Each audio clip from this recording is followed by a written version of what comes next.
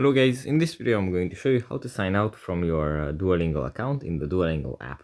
But before that, don't forget to subscribe and leave a comment down below, because at 10,000 subscribers I'm going to show you my whole YouTube revenue statistics and growth strategy. So without further ado, let's just jump right into it.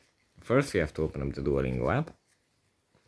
And here it opens up in the home menu.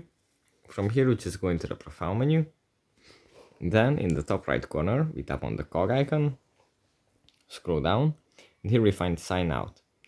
Now if we tap on this, it's going to sign us out from our account and place us back to the original screen.